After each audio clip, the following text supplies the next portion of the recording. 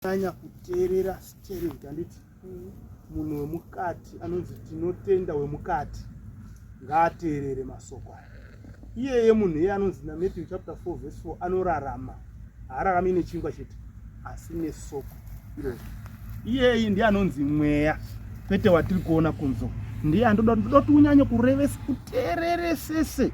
Mweya mutsvene ngaakutendere uzwisise kuti urapike nekuti mukati mwako mune inonzi bitterness, mune mavanga arimo anorapwa chete nezvaakutaurika chinyatsote.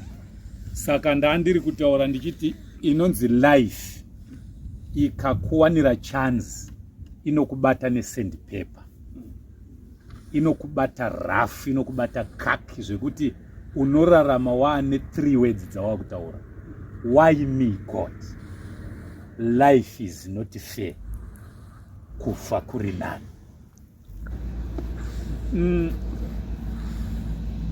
Chinorwadza kwauri mwanasikana ndechekuti wakapinda mumarriage uchiri musikana. Pandawo paunga uchinarita nyaya yako unga uchinditi ndiwo wakandibvisa umhandara. Ndiwo zviroti wakapinda mumarriage yako kekutanga uri a virgin. Ndo chinhu chimwe chezvinhu munyaya yako chekuti ukachifunga chinokudzimbira kuti asi munhu aindibvisira umhandara kuzondishungurudza to this extent. Ichocho icho nekuti virginity pamunhu womusikana it's a pride. Ndo chidadiso, ndo chibatiso, ndo chaakabata chaanodada nacho zvekuti anenge achitarisa kuti achabreka virginity yangu ka ndichamurespekta uye iye achandiri. Ndo saka wauya paUtindi TV nekuti uri kuda kuona kuti how can I solve this, how can I move on, how can I face life like this. Ndakakomberedzwa nezvinhu zvakadai, ndinofesa life sei in a challenging situation like that ndikaikunda. Ndo saka watsvaga vamwe vanogona kukubatsira. Thank God kuti wauya pano usati wafa, wauya pano usati wadecide extremely negative. Wagomana, wagomana, wagomana, uyai muone zvaitaka television Utindi TV yasata. Otende, otende, Utindi TV yaba ganjanda uyai kani muone. Tiri kusangana zvakare mhuri yeZimbabwe pano paUtindi TV. Tadzokazve nenyaya yatinotenda. Sezvandakambotaura zviya kuti tinotenda hatisi kumurega akadaro kusvika taona kuti abatsirika nekuti nyaya yake haisi kufadza, haina kumira zvakanaka. So ndakazokangana kubvunza tinotenda baba vako vari kupi? Baba vanyakutumbura. Okay, komai avako vakasiyana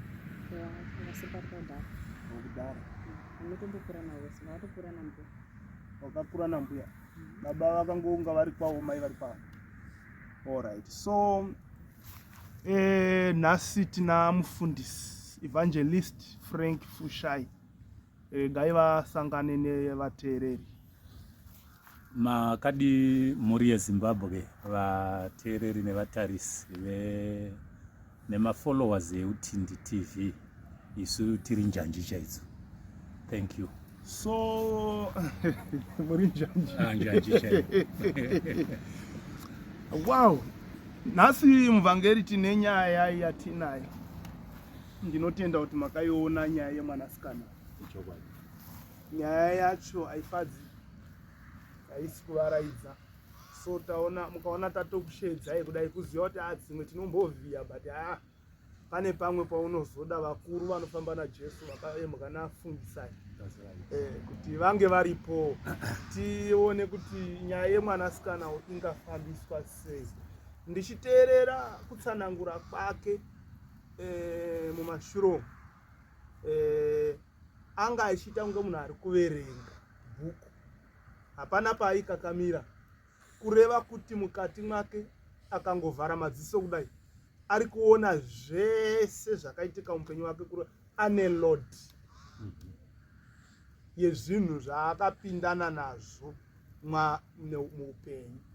So nhasi uno tirikuda kuti timbotaura naye, mumbotibatsirirawo mwanasikana uyu. Tinotenda sanganai namuvhangeri namufundisi. Wakadii tinotenda? Tinotenda Mwari. Ndiri kutenda kuti kufara kwepamuromo mumwoyo hamufari. All right. Elda Kanjanda, tinotenda zvikuru muri yeZimbabwe. Ndafara kuuya pano paUtindi TV. Chandafarira kuti ndawira kubasa kwangu, nekuti iri ratinotenda ndo rimwe remabasa edu. Saka pamune muchiti iri kurwadza ende yakakura ende ichimuchemedza sezvandakaona zvichiitika, isu tinenge tichiti ndo basa ratakadanirwa. Bhaibheri rinomba rati vamwe vakadanwa, asi vamwe vanodawo basa rakanaka reutungamiriri, asi kune vamwe vakaita zvekudanwa. Nesi takadanirwa iro riri. Paya panonzi mufundisi hakusi kuparidza uri papulpit, hakusi kuunganidza chaunga vanhu vachikusumukira chigaro. Ndo basa iri. Hakusi kudya mazai. Mukuru wangu, baba vangu vanova baba Archbishop Ezekiel Guti, vanoti ivo umwe akaona vafundisi vachidya mazai akati ndodawo kuenda kuBible school. Nekuti zvikanzi unodirei kuenda kuBible school, zvikanzi kuti ndigopota ndichipuwa mazai nechingwa. Saka haisi mazai manje, hachisi chingwa, haisi nyama, haisi love offering kana mari, asi ndo panorwadzira, ndo pari basa racho apa. Nekuti une uchisangana nezvinorwadza. Well, tinotenda Mwari zvikuru, tinotenda ndanzwa nyaya yako kana kuti ndakanzwa nyaya yako yose zvakajeka. Chekutanga chandoda kukuzivisa mwanasikana ndechekuti Job chapter 14 verse 1 inoti munhu akazvarwa nemukadzi ane mazuva mashoma azere nekutambudzika panyika inoyi. Panyika inoyi apa iyo nyika sezvayo ikakuwanikidza inokubata kaki, inokubata nesandpaper. Urundidzo watinotenda nyika zvairi life. Apa ndakuda kuti unyanya kuteerera steering, anditi munhu wemukati anonzi tinotenda wemukati ngaateerere masoko aya. Iyeye munhu iye anonzi naMatthew chapter 4 verse 4 anorarama, haararami nechingwa chete asi nesoko irozvo. Iyeye ndiye anonzi mweya, kwete watiri kuona kunzo. Ndiye andoda kuti unyanye kurevesa, kuteereresese. Mweya mutsvene ngaakutendere uzwisise kuti urapike, nekuti mukati mwako mune inonzi bitterness, mune mavanga arimo anorapwa chete nezvaakutaurika chinyatsoteerera. Saka ndandiri kutaura ndichiti inonzi life ikakuwanira chance inokubata nesandpaper, inokubata rough, inokubata kaki zvekuti unorarama waane 3 words dzawakutaura. Why me God? Life is not fair. Kufa kuri nani. Ndo masoko matatu aune wakurarama nawo. Why me God? Pese paune uri wega unochiti but why? But ndakatadzei. Unoda kufukunura bhini reupenyu hwako uchireurura zvimwe zvivi zvawakamboreurura, uchifunga kuti pamwe ndo zviri kukonzera kuti misfortune ari kundiwira, minyama iyi iri kuitika pandiri iteerere neni. Woramba uchitendeuka futi. Inyaya yekuti uri pasoko rekuti why me God. Saka unofunga kuti pamwe kukundikana kuya kwandakamboita, wonodzokera bhini rawakambokutura uchirifukunura futi kuti Mwari ndiregere yangu ipi. Then wofunga kuti zvapera. Uri kuti why me? Zviri kuitika sei kwandiri izvi? Number 2, ndakuudza kuti une uchiti life is not fair. And for sure, life is not fair. Inotozongova nemeaningful kana kuti inozova nefair muupenyu hwako pandichakuratidza kuti how can life be fair to you. Life ingave fair sei kwauri, ingave nemeaningful sei kwauri. Ndo zvandinoda kuzokupedzisira ndakuratidza. But uchiti life is not fair. Masoko andiri kutaura yese ari matatu aya, it's negative words dzinotaurwa nemunhu apinda nemuzvinhu zvakawanda zvaasiri kugona kuwana solution yekubuda, asina paanoti akada kutarisa vhidhiyo reupenyu hwake in past anoonawo paanomboseka. Andinoziva kuti kana ukafunga upenyu hwawakamborarama pane pamwe paunongoona wava kungonyemwerera uri wega. So saka upenyu hwako zvaunga uchitaura zvese izvi uchifunga uri wega, so hapana paunombosvika paunonyemwerera. Instead unongoona wakuyeredza misodzi. Saka izvozvo inonzi life is not fair. Number 3, ndeyawataura yawakatombozosvika pasolution yekuda kuita uri mugomo uine foni, yawakati ndakuda kunwa mupoison nekuti unewa kuti kufa kuri nani pakurarama hiti yandiri mairi, pakurarama jeri randiri mariri, pakurarama gehena ndiri panyika. Ndo zvinenge zvakuitika. Upenyu hwawakapindana nahwo tinotenda ndo hunonzi hunorwadza. Izvozvo toda kutanga tazviaccepta tisati tazviramba. Tikangokuti I was really right zvaite tichinyepa, upenyu hunorwadza. But then what can we do?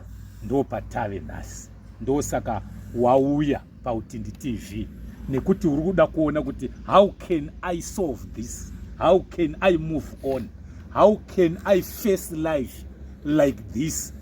Ndakakomberedzwa nezvinhu zvakadai, ndinofesa life sei in a challenging situation like that ndikaikunda. Ndosaka watsvaga vamwe vanogona kukubatsira. Thank God kuti wauya pano usati wafa, wauya pano usati wadecide extremely negative yekupererwa zvekuzviuraya.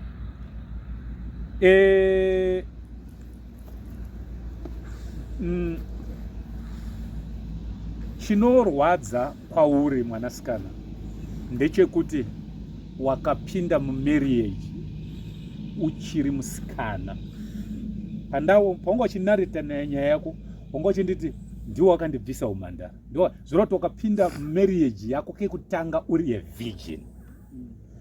Ndo chinhu chimwe chezvinhu munyaya yako chekuti ukachifunga chinokudzimbira kuti asi munhu aindibvisira umhandara kuzondishungurudza to this extent.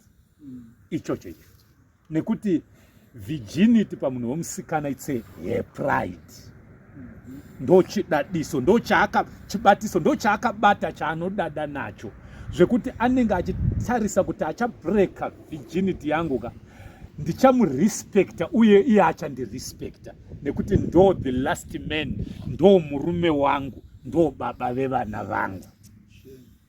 Saka unfortunately part of it akakubreka virginity ari kukubata kunge muranda wake, ari kukubata kunge mhuka kwete kunge munhu.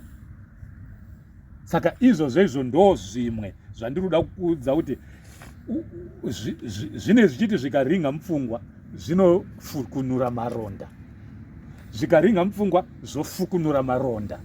Ndo zvine zvichiitika muupenyu hwako. Ndo zvinoita kuti vanhu vese vaunozoona kuti ari yega so anoita kunge ari kutaura ari yega so. Ndoda kukupa imwe example.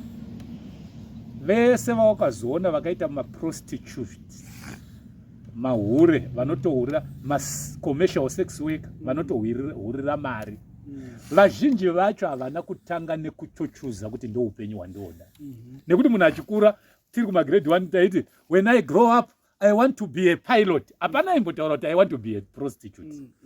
Asi tinozoona vamaprostitute vane vapinda humwe upenyu hwakaita sehwo, oshaya solution zvekuti dei uri umwe unogona kungodhamba kamwana ikakaka kana wapererwa samwe wotongoenda nenyika but ndoza ndati ndatendera Mwari kuti takuwana usati wasvika kuma-extremes ema-negative, ekufunga kuri negative. Nomva tawana uchiri kudzungaira, uchiri kuchema nenyaya yako asi pasina pekubatsirwa napo.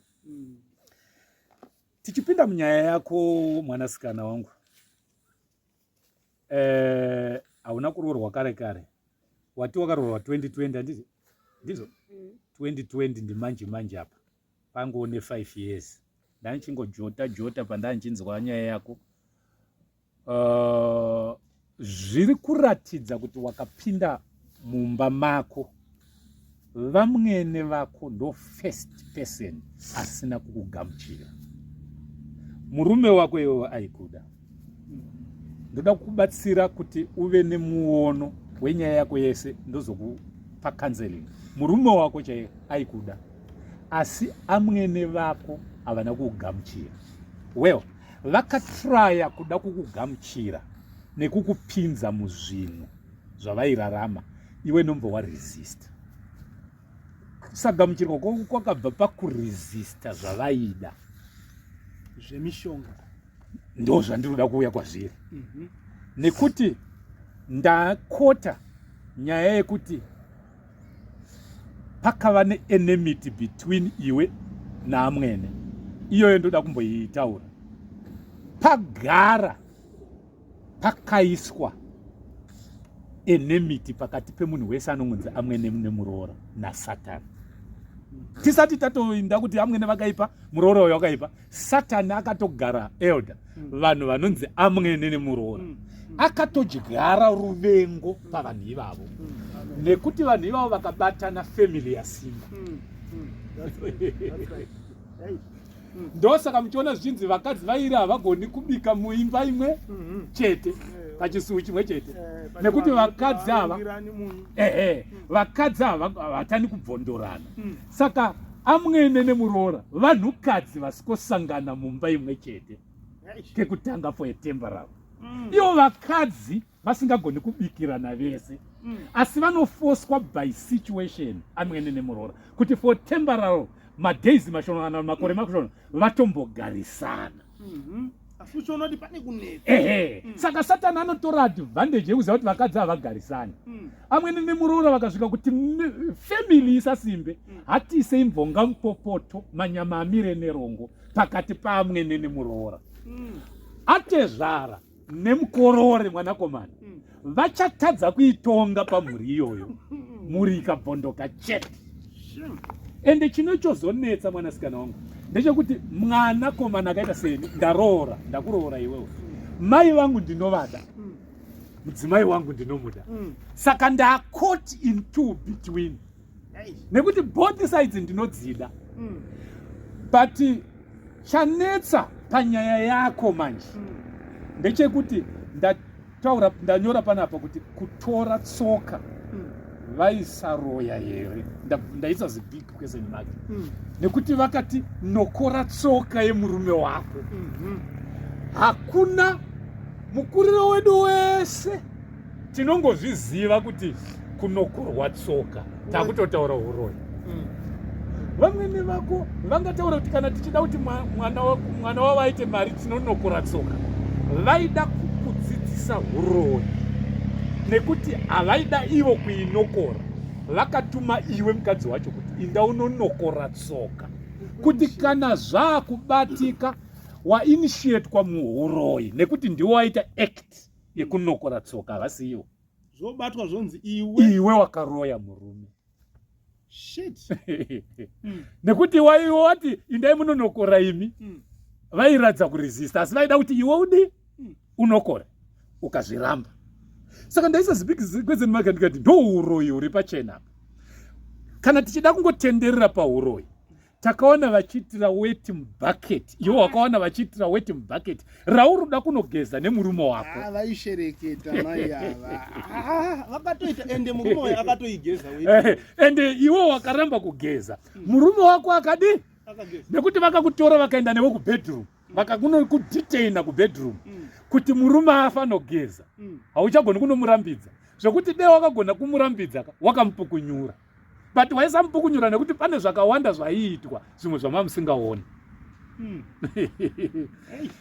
Zvese vazviita pamwe pacho wakaona vaisa mutsvairo dota remutsvairo wakaningirika mubhaketi nependi yemurume wako. Iwe ukatora pendi ukanoiwacha vakati uchazviona. Vari kuda kumboiteiko nehembe dziri private, hembe dzemwana mukomana akaroora dzavaine simba rekubata mai vabate hembe dzangu pendi midbrief yangu vachine simba iroro sei? Zvese izvozvo zvairatidza kuti vaida kukuinitiata muuroi, iwe uchiresista. Sei ndichidaro? Vakazoita word ravakakudza rawataura rekuti ropa rako neropa nerangu zvaramba kulinga. Izvozvo zvega izvozvo kana tichinamata Mwari, nyange ukaenda kuchivanhu nezvazvinzi hatisi zvekunamata, vechivanhu vanokudza kuti uroi wakaramba kupinda muuroi. Saka zvanga zvisaiti kuti ugarepo nyange waida marriage. Mwanangu, ndaona kuti waida marriage zvisingaiti. Kune vamwe madzimai emuZimbabwe akasimba, you are the one of the strongest woman. Zvawakaitirwa uchiramba uchinzi sorry uchigamuchira nekuda kwemarriage hazviitwi nevangani. Hazviitwi kune vangani. Izvozvo zvega izvo zvatiri kukudza izvozvo ngazvitokurapa kuti tato-appreciata kushingaira. Saka usazvipe mhosva nekuputsika kwemarriage yako. Kubva nhasi chirega kurigreta kuti marriage yakaputsika, ndasingadi kuita murume wechipiri, ndaida kungogara pamurume wokutanga. Hawaizvigona nekuti it's not your fault. Wakaisa effort dzese dzinofana kuitwa nemunhu wechidzimai kuti ugare pamurume, zvakaramba. Kuramba kwazvo hazviri kuti murume wako anga asingakudi. Murume wako akagadzirwa. Zvambonzi naEridha tisati tatanga, anotodawo kubatsirwa. Murume wako chaiye chinoita kuti ati akakudza masoko ekuti muri kure ndinge ndichida mhuri yangu, mangowo pandiri handichakudei. Akagadzirwa namai vake kuti asakudi. Akafuratidzwa mwoyo kumhuri yake. Asi when you are out, uri kure naye, you are away with him, anonzwa. Ndosaka musi wakakuona akachema abata mwana wake kuti mhuri yangu ndoida. Zviri kumukunda. Mukati make munonyanzwa kuti mukadzi wangu uyu nemwana wangu ndomuda. Asi pane mishonga nechivanhu chaakaitirwa zviri kumuvhiringidza, zvaari kutadza kuresista ega. Ndosaka ndiri kuona ari kufona. Akakuramba, wakutogara kumba kwenyu, tiri kuti it's over, but ari kuramba achishushira achikufonera. Anoda mudzimai wake, mukatikati make munomuda. Asi akagadzirwa namai vake kuti pamunongoonana haakudi. Nekuti pano painterview ino afona twice. Izo tatoisa phone yatinotenda paflight mode kuti asaneti kungobvisa izvi ari kutofona. Animozvona izvozvo zviri kuti ine normal senses pamunhu akangoti when he come back to his senses, mukomana yeye ari kuti mukadzi wangu ndiye andoda iyeyo, ari kumuda. Zvese masoko anozotaurika kuti ndine vana vakawanda, handabasa. Masoko ekunge possessed, asiri iye ari kutaura, ari kushandiswa zvisingaiti namai vake. Iwewe manje ndiwe wasara washata paupenyu hwako, nekuti ndiwatinaye washata mumwoyo mako nekuti very bitter. Une bitterness isingaiti, wakarwadziswa muupenyu. Ndoya tingataure zvake zvemurume wako, tikataura zvaamwene, ndandichingoita kuti uone. Asi inini ndoda kudhila newe personally. Kana murume wako tichizoita stage yekuti tingadhile naye sei chimwe chikamu, kana tichiona zvichiita chimwe chikamu. But ameno dambudziko ravakaita Elder nderekuti mai vairamba. Mukadzi uyu anga aine muono, vakanonoka kubva pana mai ava. nekuti mai vairamba navo. But dai vakangoita few months votorumuka votorarama upenyu hwavo vega, dai murume aya asina kuningirika. Iye zvino izvi murume uyu akanwirira mishonga, ndosaka dzimwe nguva aiti akati anotoronga zvinhu nemukadzi wake, mai votogumbuka. Saka mai vona kuti mishonga yangu iri kutadza, vone isimbisa futi. Zvekuti dai zvinzi ava vakararama vega, murume uyu nemudzimai uyu vaigona kubatsirikana vakatorarama upenyu hwakanaka futi. Asi kwayave murume uyu ari kuita kunga akafukidzwa pitikoti namai vake, zvekuti kuyeuka ari kure. Mukadzi uyu, mwana uyu akangodzoka pamusha uyu, munomusirisirwa this time around. Pfungwa dzake izvozvi tikamubvunza kuti murume wako unomuda here, hapana chimwe, anongomuda. Anongomuda ipo. Unotenda unoda murume wako. Anuzona. Anomuda. Mukati chaimo anomuda. But zviri kuzonoitika adzokera kuya.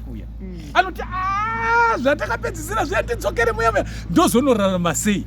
Asi dai zvinzi murume wacho anze abva nogara kubhuruwa vega, vanzi tera murume wako akugara kubhuruwa maakunogara vega, unonzi anoenda achimhanya.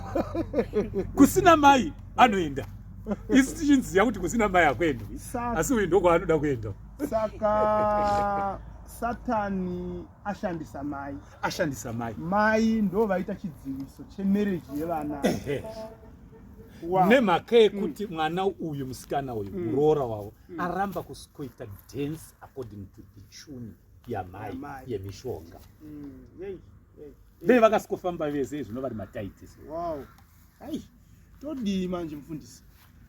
Toda kuti mwana asikana abatsirike. Chinoda kutongoitika ndechekuti isu takuda kubatsira uyu auya kwatiri abatsirikane. Number 1, tinotenda nditi? Tinotenda. Unofunga here kuti pfungwa dzako dzinogona kupinda muzvinhu ndokuziva it took years kubuda futi mazviri in mind. Dziri prepared here kubuditsa murume wako totally zvekuzviraramira usadi kuitwa hound nemind yekufunga nezvake kuti utange another life iri fresh wega. Are you ready for that? Yeah. Uri ready for that? Ndotombosvika pastage iyo. Ndotobloka kana macontacts ndodilecta. But mwana ndozvinzwisisa. Ndaona mwana atangozviita. Kungoti tangozviputsira password asi panozogona ndokamba namufonera ndoti mwana aita sei? Mwana kunokwatanga. Mungoti mira ndite chiwano changu ndiri kunoku. Ndizvinobva zvapera. Ivange. Right. Murikuona here kuti baba inonzi tamba chidemba asi muswe ndakabata. Ita zvaunoita isi tinongotokonya patinotokonya remote yedu mwana odini. No saka tinotenda auda kubatsirwa kuti aziye kuti ndozvandoda kubvunza kuti iwe tinotenda uri mukristu here? Uri mukristu? Hausi mukristu. Unoziva kuti sei ndichidaro? Dai wabvunza kuti mufundisirei madaro. Bhaibheri rinoti kukunda kwakakunde nyika ndiko kutenda kwedu. Kukunda kwakakunde nyika ndiko kutenda kwedu. Kutenda munani? Kwete mumishonga muchivanhu chaanoita mukomana uyu. Kutenda muna Mwari. Chinonzi nyika chii? Ndiko kuzvigwina kwemwana, kurwara kudayo. Adaro so ndiomira pavhesi yekuti kukunda kwakakunde nyika iyi, kurwara ndiko kutenda kwandinako muna Kristu, kuti uyu nemavanga aJesu anopora. Chikristu chinonzi mukristu kunonzi kuna vose vakamugamuchira wakavapa simba. Uruzvinzwa here tinoti kuna vose vakagamuchira Jesu Mwari akavapa simba. Wagamuchira Jesu chii chaunotanga kupuwa? mukristu ane simba rei, ndo raunoda kufunga iroro, rekuti unzi mwana waMwari, right? Kana waa mwana waMwari, ndoda kuziva kuti mwana wapurezidendi ukamubira zvinopera mushere. Ko mwana waMwari akarwara zvichikonzerwa naSatani inopera mushere. Mwana waMwari haarwari nemhaka yei, nekuti ari mandiri mukuru kudarika ari munyika. Chandiri kuda kuti uite, nekuti ndo chauri kuitwa, kurwara kuri kuita mwana wako hakusi kuri normal, ndekwokuti vanozviita ivo kuti uvatsvage. Ndivo vari kutoita izvozvo kuti iwewo usike attention. Ukavabloka manhamba vanoziva kuti hapana, hauna kuti bloka, nekuti uchanibloka wega tisina kukumbira wakutitsvaga, nekuti tichangonobaya Jackson kumwana wotitsvaga. Isusu tinoda zvekuti wavabloka, wobloka futi zvekuti havasviki pamwana. Mvangeri ndikubate izvi zvoreva kuti vhesi iri kuna zvirevo inoti kutya munhu kunouyisa musungo, ndokwabata mwanasikana. Kuvimba kwake nekutenda kwake kwese, masoko esauri kuunzwa panapa Mvangeri ndeyekuti iwewe mukati mako mutende wakangonanga pana Jesu, asina gomo risingakwiriki mberi kwake, asina kana izvozvo zvinozobatsira kuti wasangana nemasituations iyo ukatanga kutaura kuti nezita raJesu Kristu, hapana kana nyangwe muroyo akaita seupi anomizana nezita iroro. Bhaibheri rinoti Mwari akamukudza zvikuru akamupa zita rinopfuura mazita ose, kuti muzita raJesu Kristu mazita ose apfugame, avari kudenga navari panyika navari pasi penyika, kuti ndimi dzose dzipupure dziti. But zvinobudikidza nekuti kana iye Jesu wacho chaiye aitoti pane rumwe rugwaro mumwe mudzimai airwara kubuda ropa, abata nguo yake, impendero nguo yake, apedza akabva ati kutenda kwako. Saka zvese zvikutaurwa naMvangeri ndezvekuti kutenda kwako iwewe kusimuke kwakananga panani? Pana Kristu Jesu. Hapana chimwe chitiri kuda kutsvaga ipo papo. Ende hausi kuda kupihwe gona, hausi kuda kupihwe mavhu kana kuti timbondonokora futi tsoka yaamweni. No, hatisi kuda kuita kana inonzi go back to sender pana. Isu hatidaro. Tine atinokupa iwowe kuti unongo chingofamba nemumoto dano achiti haatsvere. Vamwe varume vakaiswamo vari vatatu, Shadrach, Meshach and Abednego, mumoto chaimo waibvira. Ndobva vatanga kufamba mwachitorumbidza Mwari, vakazooneka pane umwe wechifo akavhundutsa mambo zvikazi pane umwe anenge mwanakomana waMwari. Izvozvo ndosandi nyanya maningi kuteresesa, ndo pane deliverance yako ipapo. Handiwanzwa? Saka iwewe tinotenda chauri kuda. Ndafarira kuti wati ndakanga ndakufamba ndichifamba asi ndandisina kumboita used to that life muupenyu hwangu. Ndanda kutofambiswa nekuti ndandapinda mumasituations. Dzokera muupenyu hwakare hwekuti haufambi kunotsvaga vanobatsira. Famba uri muprayer. Ndinoda kubva panapa ndakugamuchidza Jesu, yes, sashe nemuponesi weupenyu hwako, mambo weupenyu hwako. Mwana waMwari, totanga kubatsirana newe kuti unofana kugona kuzvinamatira. Haufani kupuwa mvura yemunamato, haufani kupuwa chinhu chiri in form of tangible thing chaunoenda nacho kumba uchiti ndo munamato unondichengeta, nekuti ukangodaro rato zangu. Chaunofana kuinda nacho ndi Kristu Jesu mumwoyo mako, wogona kuti usati warara unonamata, uchinamatira upenyu hwako, uchinamatira mwana wako. Wogona kuti usati wamuka unonamata for the day Mwari nditungamirire zuva ranhasi, uchinamatira upenyu hwako, uchinamatira mwana wako, uchinamatira breakthrough in life. Mwari chindipai breakthrough yekuti ndigone kurarama nemwana wangu. Munoisa nzira pasina nzira, ndo zvinotaura Bhaibheri.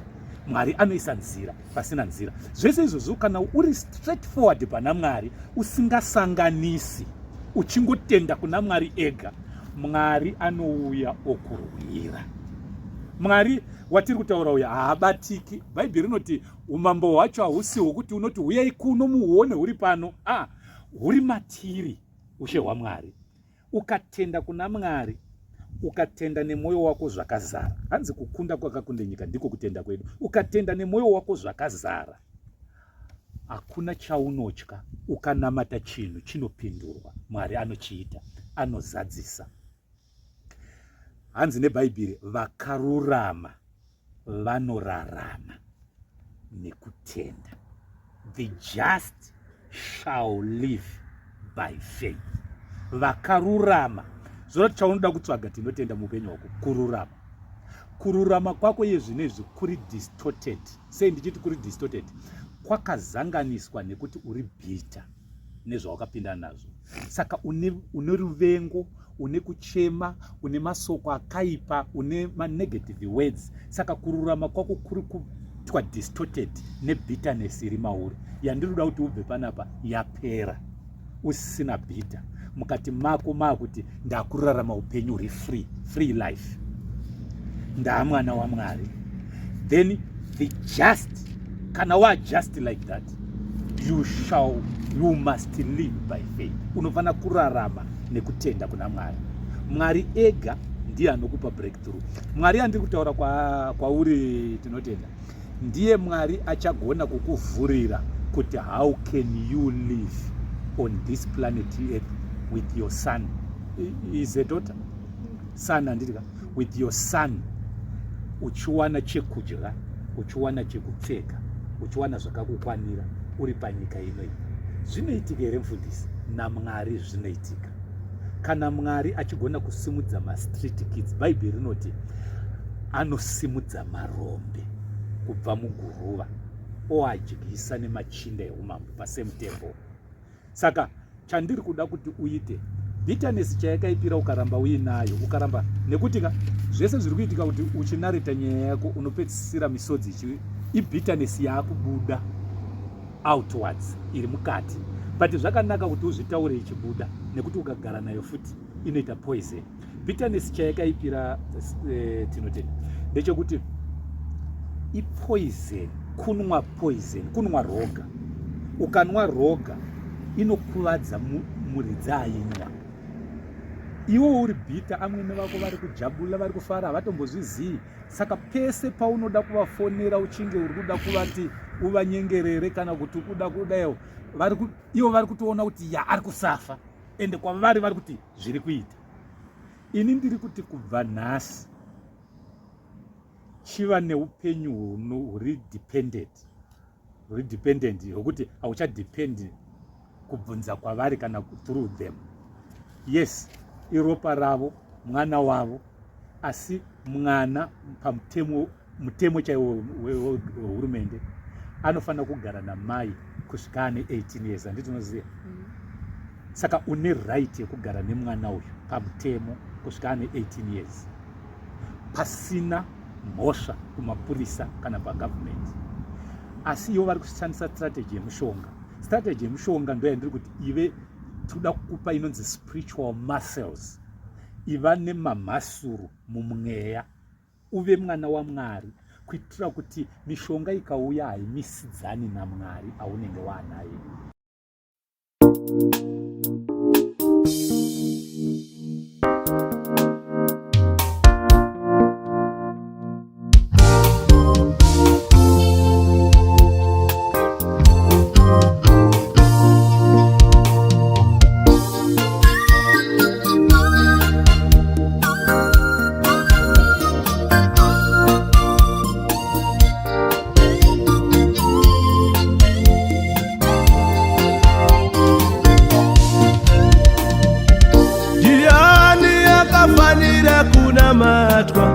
Kana siri Jesu weNazareti, angapiwa mbiri mumwe ndiani, ndatsvaka ndakushaiwa.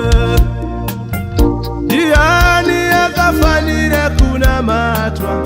Kana siri Jesu weNazareti, angapiwa mbiri mumwe ndiani, ndatsvaka ndakushaiwa.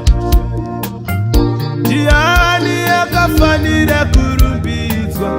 Kana siri Jesu weNazareti, angapiwa mbiri mumwe ndianiko, ndatsvaka ndamushaiwa. Ndiani akafanira kurumbidzwa kana asiri Jesu weNazareta? Angapiwa mbiri mumwe ndiani? Ndatsvaka ndamushaiwa. Amen.